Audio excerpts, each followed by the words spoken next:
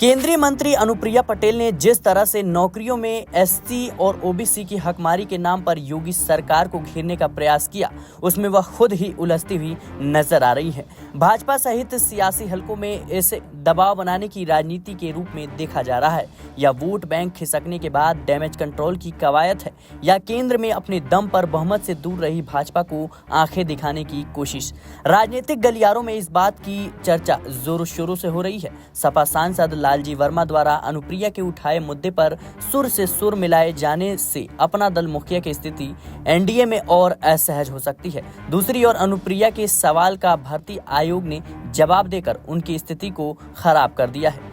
भाजपा खेमे में तमाम लोग अपना दल एस की मुखिया के अपने ही गठबंधन की सरकार को घेरने की कोशिश से भौचक्के हैं। अपना दल एस भाजपा की पुराना सहयोगी है। केंद्र के साथ प्रदेश में भी उसकी भागीदारी है। अनुप्रिया पटेल के पति आशीष पटेल योगी सरकार में कैबिनेट मंत्री हैं। इसके बावजूद मंत्री को लिखी चिट्ठी उन तक पहुंचने से पहले मीडिया तक पहुंचाने के उपक्रम से भाजपा हतप्रभ है।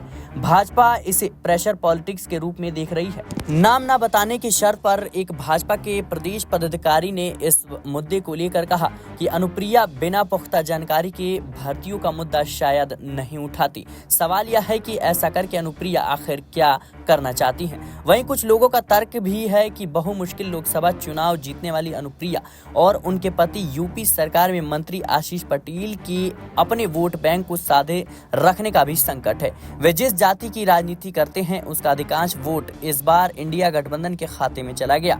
ऐसे में पार्टी के खिसकते जनाधार को बचाने के लिए एनडीए में अपनी स्थिति ठीक रखने की चुनौती भी उनके सामने है। इससे पहले भी कई मौकों पर भारतीय जनता पार्टी के सामने कई मांगे अनुप्रिया पटेल कर चुकी हैं, जिसको लेकर भारतीय जनता पार्टी असहज महसूस करती है। आपको बता दें कि यूपी सहित समूचे देश में जातीय जनगणना कराने की मांग अनुप्रिया पटेल ने की। इसके साथ ही 59,000 शिक्षक भर्ती में गड़बड़ी किए जाने का आरोप लगाने वाले आंदोलनकारी युवाओं का समर्थन भी किया। सरकार द्वारा पिछड़ी जातियों के आरक्षण में बंटवारे के लिए गठित सामाजिक न्याय समिति की रिपोर्ट को आधारहीन बताया। यूपी की 50% थानों में दलित व पिछड़ों को थानाध्यक्ष बनाने के साथ ही जिलों में डीएम और एसपी में से एक पिछड़ा और दलित वर्ग से बनाने की वकालत भी करती दिखी।